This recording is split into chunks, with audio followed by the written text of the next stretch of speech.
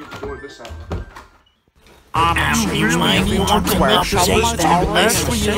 You fucking buffoon, did you even watch the beginning of the video? I literally said that this was recorded and done and scripted all before the fucking direct on the 8th. Why would you comment this? Some of you should already the direct. Like, you know what? Might as fucking well just give in to the big brains in chat, dude. Oh my lord. Alright, you know what? If they want a redone list, I'll give them a redone list. Hello everybody, it's Exit64 back in chat with another video. And first things first, here is a list. Yes, that is right. Y'all wanted me to redo this fucking list, so here it is. This is who I want now. Sure. You know. So yeah, with that bullshit out of the way, we can finally get into the actual video now. Sorry about that. Just a fun little skit I came up with. But yeah, welcome back to, oddly enough, part 1 of the predicting series for Super Smash Bros. Ultimate. And yes, this will be actual predictions this time around. This episode, I'll be talking about the final newcomers and the Echo Fighters that I think will be in the base roster that have yet to be announced. And I'll explain why I think that they are a worthy pick to be an Ultimate, as well as maybe a percent chance or score. And as mentioned, this will only cover the roster of characters I think will be in the base launch of the game, so I won't be covering DLC in this episode. I'll leave that for part 3 or part 2 if I actually want to do it. And once again, little disclaimer, these are my opinions and thoughts on who I think will most likely end up in Smash Ultimate, and if you disagree or agree with my thoughts, then feel free to comment down below. I probably won't make another dumbass skit like that ever again, but with that out of the way, I hope you all enjoyed today's video, so let's get started. So, let us begin. Right now, here is what I think the final roster is going to be, and yeah, it's got hidden characters because that would ruin the entire purpose of the video, right? But here are the characters we already know, like the newcomers and the Echoes that have already been announced, so like, you know, like the Inklings and Ridley and K. Rool and fucking everybody, you know. But starting off, I'm going to discuss the remaining Echo Fighters that I think are going to get in. So, at the moment, we've got Lucina for Marth, Dark Pit for Pit, Daisy for Peach, Dark Samus for Samus, Chrom for Roy, and Richter for Simon. So, I think that there are going to be 4 more Echo Fighters left, and starting off will be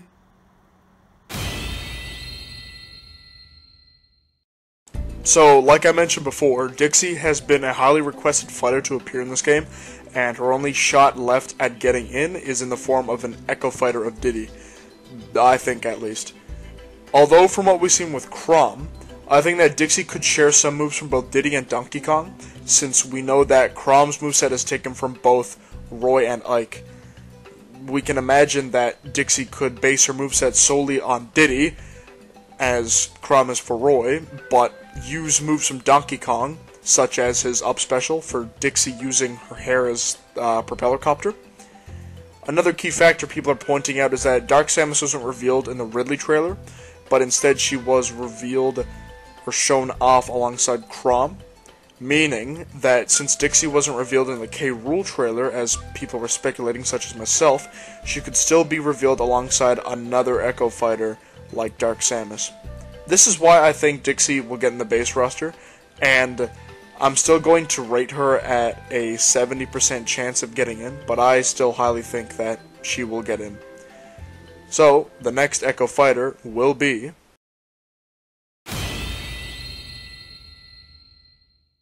I honestly still strongly believe that he's got a chance, guys.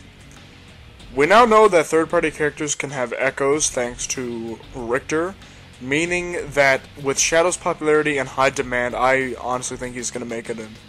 Not only that, but his assist trophy hasn't even been shown off, which is a very important detail to consider. Shadow's moveset will obviously be based off Sonic, because he's an Echo Fighter of Sonic, but with some key differences such as his walk animation, dash attack, and maybe some specials, along with his final smash either being a powerful Chaos Control Blast, or taking the lazy route of Super Shadow.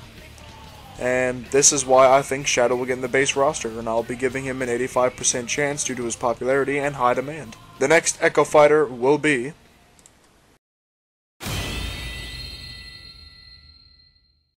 Now, I know pretty much next to nothing about Animal Crossing, but I do know that Isabelle is one of the most highly requested characters to appear this time around. People are speculating that she's most likely going to be an Echo Villager, which in return confuses a lot of the community because people are trying to figure out how Isabelle can fight. But if she's an Echo Villager, then she can just have her own takes on his moves and maybe even a new final smash. Another thing I know is that Sakurai mentioned in one of his latest interviews that he's picking a lot of, if not the majority of characters this time around from the Smash 4 character ballot, even mentioning how K. Rool was placed extremely high on the ballot, so maybe Isabelle fans have a chance after all if she was highly placed.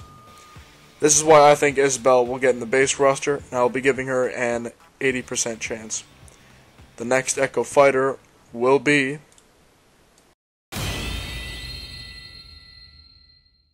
So, just like Isabelle, I pretty much know next to nothing about Street Fighter, besides some little details my good pal Brisk shares with me. But I do think that Ken would be a very fitting choice for an Echo Fighter, as many are clearly aware that he has been talked about a lot recently when it comes to rumors, speculations, and leaks that he would be present as an Echo Fighter. It's in his blood to be an Echo Fighter anyways, as many are aware that Ken is a clone character of Ryu in Street Fighter, sharing a lot of his moves with Ryu, meaning that Ken could fit this slot perfectly. When it comes to his moveset though, maybe some tweaks can be made to make him feel a little different. That is what Echo Fighters will be, but maybe something like a different final smash, or maybe you could just keep it simple and no changes would have to be made that drastically. I personally think that he would be revealed alongside Shadow as well as a double third-party Echo announcement. So this is why I think that Ken will get in the base roster, and I'm going to be giving him a 70% chance, as due to his somewhat large popularity and fan demand, there is a chance that he could get in, like a pretty high chance, but I would say there's a lot of other contenders that might get in his way for an Echo Fighter slot, although I personally think he's going to get in. Now that I'm done talking about the Echo Fighters I think will show up in the base roster, it's time to move on to the newcomers. So, starting off with the newcomers list, we've got... So, originally I thought that Decidueye would have been the definite Gen 7 rep, but a lot of people have been among the topic of Incineroar getting in as the Gen 7 rep instead of Decidueye, and it's all thanks to a handful of credible leakers on 4chan that say he's getting in instead of Decidueye. But looking back on it, I can kind of see why. Incineroar is a fire dark type, but he resembles a wrestler, even though he's not a fighting type, so he could fit in perfectly with the roster. Also, since Charizard has gone back to the Pokemon Trainer, we don't have a standalone Fire-type Pokemon anymore, so I think that Incineroar could fill that gap easily. His moveset could use some moves based on Fire and Dark typing, as normal Pokemon would, among their typing. Also, for his side B, I think his signature move, being the Darkest Lariat, could be used. And his final smash could easily be his Z move, Malicious Moonsault. Simple. Some other ideas I've heard being thrown around is that Incineroar could be a part of a Pokemon Trainer Echo Fighter, bundled with Incineroar, Rowlet, and Brionne, with Gladion or Hal being the trainer. This supports the theory of the Heroes vs. Villains theme for Smash Ultimate, and it also supports Gen 7. And yeah, this is why I think Incineroar will get in the base roster, and I'll be giving him a 90% chance to be a standalone Pokemon, and a 65% chance of being a part of a Trainer Echo. The next newcomer will be...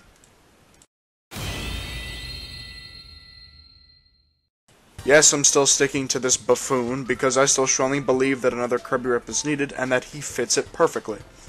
Now, I'm not going to bring up how he's unique to other Waddle Dees and how he uses a spear, yada yada yada. You've heard it all. But he would be perfect to complete the Return to Dreamland Quartet, which a lot of people want, and that's what I'll keep bringing up. I know that some people would want a Kirby villain such as Marx or Magalore to fill the spot instead, seeing as how there are also very highly requested characters that would fit perfectly for the Heroes vs. Villain theme as well. I just think that since Sakurai is taking picks that have been highly requested since decades ago, and simultaneously using the Smash 4 Fighter ballot as well, I think that he still stands a high chance of being a playable character in this roster. And this is why I think Bandanity will get in the base roster. I'll be giving him an 85% chance because the fan base is so demanding of him, and they will support him until he gets in, and hopefully it doesn't turn into another Waluigi / Ashley type of deal. The next newcomer will be... So, for some reason, a lot of support has been brought up for Skull Kid to be playable, and I'm all for it. Hell, he's even in my intro at the very end. Plus, Majora's Mask is my second favorite game of all time, so of course I'm on board for this shit. But anyways, besides chairs and pillow cushions, I think that there is still some viable evidence to support why he's going to get in. Some clear factors to put in are that Majora's Mask 3D came out when the ballot was released, meaning that his popularity could have carried him to a high spot in the ballot. He's got representation from Mii Fighter outfits in the form of the mask itself. Some assist trophies and items in Ultimate, like the Evil Ramblin' Mushroom, uses Skull Kid's assist trophy moves from Smash 4. He hasn't even been shown off as an assist trophy yet, but the moon has. We need more villains for the possible theming, and Young Link's villain choice would easily be Skull Kid over Ganondorf, as Link and Zelda are seen fighting him in the K. Rool reveal trailer. And finally, he would make for an insanely unique playstyle that would suit the Zelda franchise amazingly. Sakurai has even gone as far as to clearly state that he was an assist trophy rather than a fighter when his assist trophy was revealed for Smash 4, because he already knew about the demand. So that's why I think Skull Kid's going to get in the base roster, and I'll be giving him a 90% score chance. The next newcomer will be...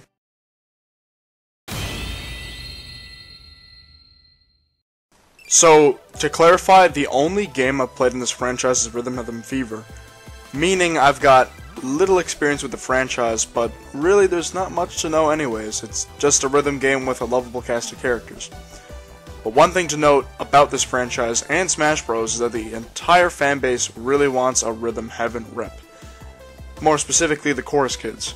And this hype was all spread thanks to the infamous Gamatsu leak for Smash 4 that listed all the supposed playable characters, including the Chorus Kids, but was simply debunked as Chrom was deconfirmed and replaced with Robin and Lucina. But despite that, the popularity and demand for a rep from the Rhythm Heaven series is still there, and I think that Karate Joe would be the more fitting candidate instead of the Chorus Kids. I literally can't think of a moveset for him besides some of his moves from his minigame, but I can say the exact same thing for the Chorus Kids, although the fanbase can easily come up with one because they're also demanding of a rep and they think it's possible, and so do I. On another note, there were files in Smash 4 for some representation of Rhythm Heaven, be it a scrapped character or stage or even just music. But yeah, that's pretty much why I think Karate Joe will get in the base roster. I will be giving him a 75% chance solely based on popularity and the absence of a Rhythm Heaven rep in Smash 4. The next and final newcomer will be... Of course, I've saved the best for last in my opinion, Gino. As many have already said and praised him for, this guy has an incredible chance of getting in, and he would be perfect for the Smash roster. And honestly, I think he's a lock-in, because there really isn't anything standing in his way anymore besides if Sakurai changes his mind, which I doubt he will.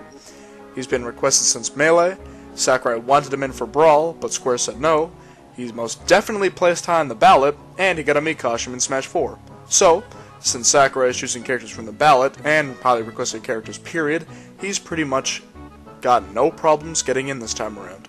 Plus, Square said no back in the Brawl days, but in Smash 4, they gave Sakurai the okay for Cloud, so really, there's no reason why they should say no this time around.